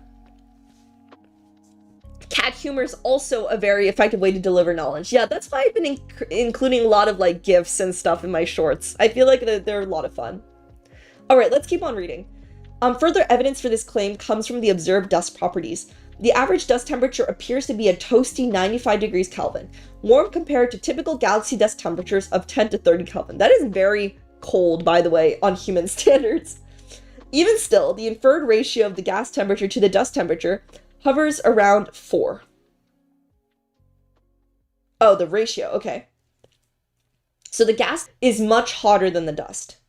This ratio is very high if the heating is coming from energetic radiation, like how a microwave heats up food or the sun heats up Earth. Instead, this high ratio of gas temperature to dust temperature suggests the presence of substantial mechanical feedback, which occurs when fast-moving material crashes into gas and heats it up by compressing it, similar to how a diesel engine works. The AGN, or the active galactic nucleus, in this source is injecting a massive amount of energy into the gas around it. The inferred molecular gas mass within the inner 1,000 parsecs is almost 100 billion solar masses. Such a staggering amount of material near the central AGN may explain the extreme outflows, the material being ejected from the core at high speed. I think I mentioned this at the start before we started reading the article about this. The authors also derive a dust mass between 100 million and 1 billion solar masses. That is insane. That is certainly a large amount. I feel like that's a lot of dust. For context, the Milky Way is around 6 times 10 to the 10 solar masses. I guess, so this is around the size of like a very small galaxy just in dust. This is certainly a large amount of obscuring material, but it's actually less than expected for the amount of gas present. Interesting. It's crazy how large these numbers are. Like, if you think about the sun's mass, like 1 billion of that. This is legit such a mind trip. I do agree with that. Wholly insane mass. Yep, exactly. The others note that the highly excited conditions in this enigmatic source may actually cause the typical relations between carbon monoxide line intensity and molecular gas mass to break down. To better understand this intriguing source, it appears that we may need to improve our calibrations, motivating the need for larger and more detailed samples of nearby AGN, or active galactic nuclei. Finally, the authors note that next-generation observatories may be able to spatially resolve the source of extreme emissions in sources like this galaxy to even smaller scales. Dissecting hot dogs may sound mundane, but doing so will yield critical insights into the conditions around some of the most captivating galaxies in the universe. Woohoo! Well, we just finished reading this article. Hello, Joseph, for stopping by. Thank you, Ansh Gupta, for writing this amazing article. This was a lot of fun. Honestly, wait, this makes me so curious to read the actual research paper itself. There's a lot of copyright restrictions, so it's typically hard to check whether this content can be showable on stream. Yeah, I don't... Oh, it's actually a very short paper. I guess... Yeah, I will definitely give this a skim later. I'm actually going to put this into the chat if you'd like to give it a read.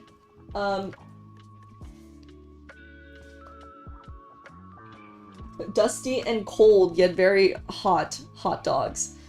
An extra hot dog, as the author suggested.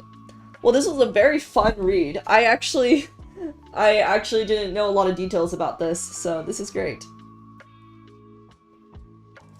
Not covered by fair use. Typically a lot of papers are streamable, but I wasn't able to check this one in advance. But yeah, it also looks pretty short, so I think this article covered a lot of it. Hot Diggity Dog. I think that's also such an epic title for a paper. Well, this was definitely a fun read. Definitely, very fun article. It also got me thinking, I gotta try the Costco hot dogs. Whenever I get a chance. Alright.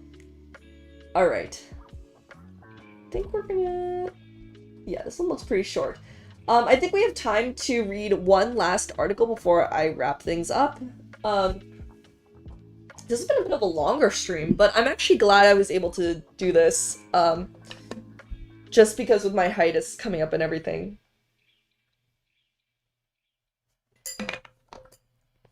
Wait, Orbeez, I'm gonna be right back. I actually just ran out of water. I'll be right back. Behave yourselves while I'm gone.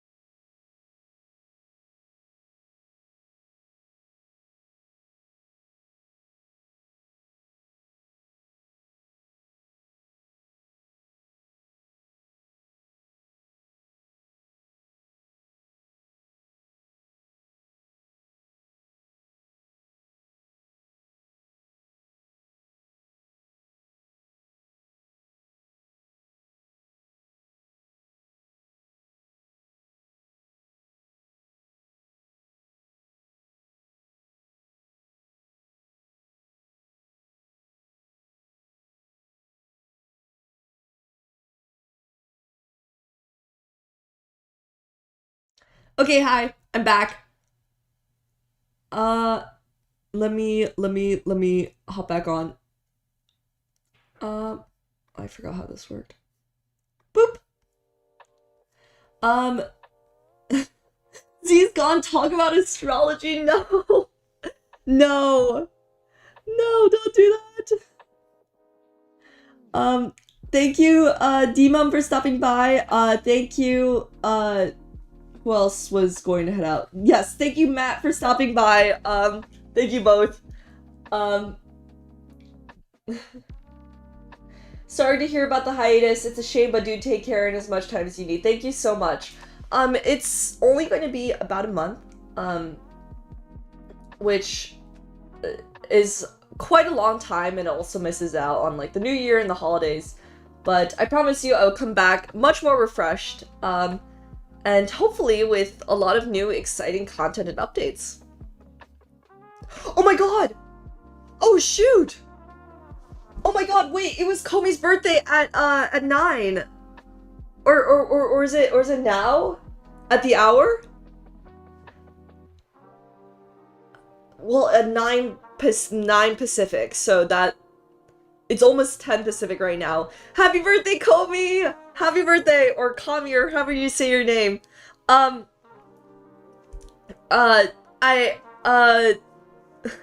worry about it. Well, I hope you're eating at least some delicious cake. Or having some exciting celebrations. Everybody, all the Orbeez, go wish Komi a happy birthday. Account for time zone, it's actually been 6 hours. Well, well, it's still your birthday day, so happy birthday.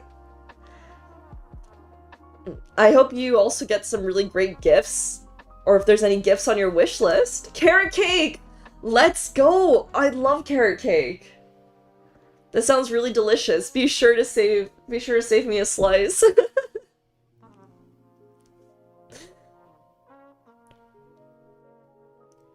Happy birthday! 1 year wiser. Yep.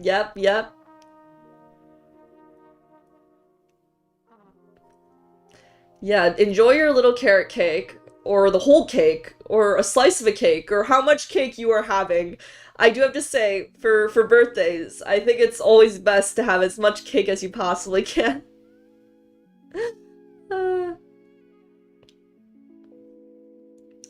Well, definitely enjoy your birthday.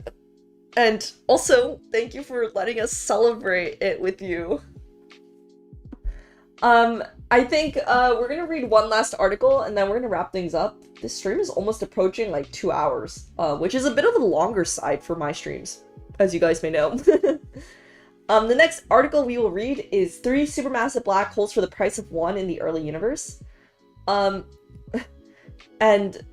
I think the survey or the simulation they used is called Black Thunder, which is also really cool. Lots of authors. All right, let's get reading. Can you have multiple supermassive black holes in one galaxy? Astronomers think that pretty much every galaxy in the universe has a singular supermassive black hole in the center. Supermassive black holes influence the evolution of their host galaxies, but the exact nature of this influence and the mechanisms that allow these black holes to grow so large are still under debate. But if all galaxies have one resident supermassive black hole, could some have 2 or maybe even 3? The answer is generally yes. Astronomers have found evidence for 2. I'm actually curious to see what that link is. Oh, it's another Astrobites.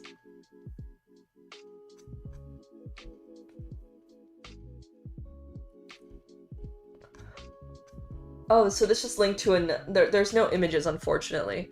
It linked to another Astrobites with, oh shoot, I haven't included this Astrobites link. With 2 black holes in it. Let me repin this one. And then let me repin this one. Us Psyduckies are very good at distracting science communicators from reading the papers. It's because of you guys. It's because of you guys. No, I'm just joking. I need to collab with Psy again. The scientific yapping last time was so much fun. Wouldn't they all eventually merge into a single, more massive one? Yes, I think that's what they are going to hint at. And even 3 supermassive black holes sharing one galaxy. Today's author find evidence for a new triple supermassive black hole galaxy. But what makes it even more interesting is that the system is observed at a redshift of 5 or over 12 billion years ago, making this the first early universe triple supermassive black hole galaxy astronomers have detected. Okay, so how do astronomers detect supermassive black holes? There are several ways we can infer the presence of supermassive black holes. Some, like reverberation mapping, require photometric observations at a lot of different times to map the gas orbiting a supermassive black hole. Others require high-quality spectroscopic maps to measure the motion of stars or gas around supermassive black holes through Doppler shift. Specifically, high enough quality to actually resolve the region where the presence of a supermassive black hole influences the matter around it via gravity. Okay, so they need to be able to map the motion of the material around the black hole to learn about the black hole's properties. The most simple of these methods is what astronomers call single epoch relations. Single epoch relations use a single observation to infer the presence and estimate the mass of a supermassive black hole, usually through the strength of certain spectral features. Single epoch relations are calibrated using well-studied black holes, providing an avenue to indirectly study black holes when other methods aren't available. In the early universe, this is pretty much always the case. That makes sense, because in that case, it's harder to observe these black holes. And so they have to use this one-time method. Today's authors leverage the latter option using spectral data from the James Webb Space Telescope. This data, shown in Figure 1, revealed the presence of spectral lines, specifically H-alpha, which traces energized gas around the supermassive black holes. See the big spikes in the rightmost panels, which are indicative of gas moving at speeds of 400 to 3,000 kilometers per second. While the presence of this emission in the center of the galaxy isn't super surprising, finding emission in the outskirts of the galaxy, the pink cross, definitely is. Okay, it implies an additional supermassive black holes in the outskirts of the galaxy. Further inspection actually reveals two regions indicative of supermassive black hole presence in the center, denoted by the brown and teal crosses.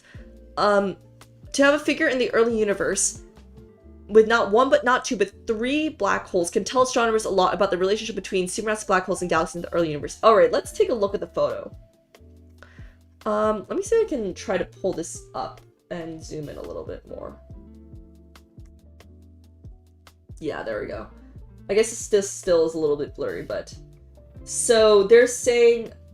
Let's go back. The right panel show the extracted spectra, so these are spectra, the light. Both regions show broad hydrogen alpha lines, which are indicative of very fast-moving gas. Yes, yes. The spectrum of the central region, bottom right panel, shows an exceptionally broad asymmetric hydrogen alpha feature, hinting at more than one supermassive black hole in the region. So that's looking at this. So the asymmetric part. What does it mean? So they're saying that this asymmetric spectral line of H alpha hints at there being multiple black holes. And earlier in the article, the brown and teal crosses. Where is the teal cross? Am I straight up not seeing the teal cross? So they're saying that there's two regions denoted by the brown and teal crosses in... Oh, in Figure 2. Okay, so let's take a look at Figure 2. These two panels show images of the galaxy, showing the strength of each... So, this is really hard to tell, because it feels like it's, like, very pixelated. But maybe just from this image, they were able to deduce the likely position of the supermassive black holes, which is these two. What's really interesting to me is that these two are spaced apart by what seems to be, like, less than a pixel, which makes me wonder, like, how they determined it to be that exact location, but... Different colors, brown and cyan, correspond to... Oh, so this brown region represents the part of the black hole from this brown black hole, and this teal region is for this teal black hole. So the different colors correspond to regions dominated by emission from each supermassive black hole, indicating that there are two distinct supermassive black holes in the central region. So they basically figured out that there are three black holes here. I can count the number of pixels in that image, yeah. I think this is a zoomed in map of this little cross section here. And this is one of the black holes. And this is the image in the 3 James Webb filters. Okay, let's read on. The presence of a system like this in the early universe could indicate that multiple supermassive black hole systems were much more common earlier in the universe than compared to now. Today's authors estimate that the central two supermassive black holes in this galaxy could merge within 700 million years too, relative to how we observe the system now, which is relatively quick on astronomical timescales. Upcoming gravitational... Oh wow, that's actually really... That's a short timescale, of course, on cosmic times. Upcoming gravitational wave observations from LISA could detect mergers like this, making this system an important hallmark to place future observations in a cosmological context. Additionally, supermassive black hole mergers are thought to be an important channel when it comes to the growth of supermassive black holes. So, like, as we saw in the first article, understanding the growth of supermassive black holes, especially from the early universe, is a very active area of research. The presence of a system like this in the early universe indicates that our idea of supermassive black hole growth is at least partially correct. Galaxies undergo a lot of mergers with other galaxies in the early universe, which could be how this galaxy found itself with 3 supermassive black holes. It could have picked up its 2 extra supermassive black holes from other galaxies that it has gobbled up since being formed, with the exterior one being the product of a more recent merger compared to the central 2. The exterior one could have been kicked out of the center from the galaxy due to gravitational interactions with its peers, and is in the process of moving back in now. It's hard to tell for certain how this galaxy came to harbor its population of supermassive black holes, but its existence provides astronomers with another piece of the cosmic dawn puzzle. Oh, and that's it. Thank you, Drew Lapierre, for writing this article.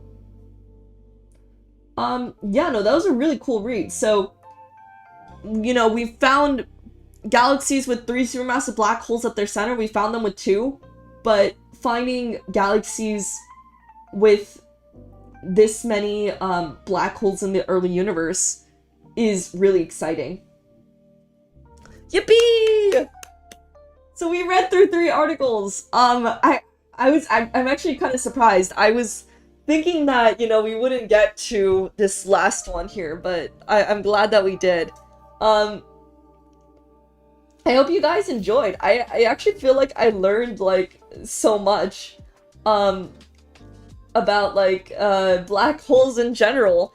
I think the hot dog article definitely has to be, like, in my top 10, like, favorite articles of all time, so that was a lot of fun.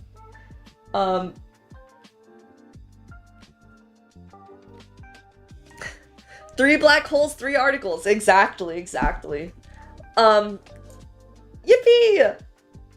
Alright, well, I think I'm going to start wrapping things up.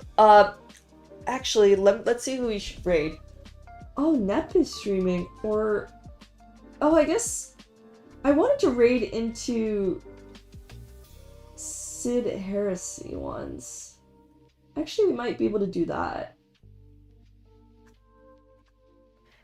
Should I raid Nep, or Sid Heresy is also doing soldering content, which is pretty cool. Wait, which one do you guys want? I think it'd be cool to raid Nep, too. Yeah, Nep? Nep? Question mark? What do you guys think? In the meantime, just one quick announcement. What? Z is streaming more than once per Eon? Yes. Tomorrow at 9 a.m. PST. Tomorrow at 9 a.m. PST. Mylin, my VTheorem genmate, and I will be looking for horses on the VTheorem Minecraft server. I've actually not logged into this yet. I will probably log into it just to, like, make sure that, you know,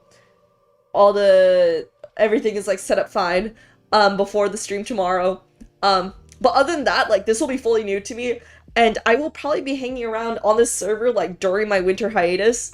So, yeah, this will be great. Mila and I will try to find a Hans. I actually don't even know how to tame a horse in Minecraft, so that will be very exciting. Nep streams on YouTube? No, she doesn't. Let me quickly put my Twitch link. All the YouTube folk, go hop on... Ah! All the YouTube folk, go hop on Twitch, and we are going to raid Nep. Here, let me... Hopped? Yes. Good job. Good job, everybody. All right. Uma in Minecraft. Yeah, no, we were thinking about playing Uma Musume, but then we were like, you know, we should, you know, make use of this Minecraft server, and also, I do want to be hanging out on that server over hiatus, so we thought that would be better. This channel's intended for more mature audiences? Oh, Nep. Typical Nep. Thank you for the amazing stream. Have a great rest of your night. Take care and see you tomorrow. Please don't make us grow a third arm with so much radiation. Well, I'm honestly really sad, if I have to be so honest. Like, I'm very sad about the winter hiatus, but I also know that I'm going to be coming back with a lot of really fun stories and a lot of great updates, and definitely feeling a lot more well-rested. So thank you guys again. I can't thank you guys enough for, like, your incredible patience, especially with the unpredictable schedule that I've been having this year. So thank you guys for your continued support. Thank you, Z, that was informative. I will follow wherever you lead. Thank you so much for stopping by. Okay, alright, so, everybody go hop on Twitch, and we are about to raid. I will see you guys in the next one. Till then, stay healthy, stay happy, stay safe. See you guys tomorrow morning. Bye-bye! Bye-bye!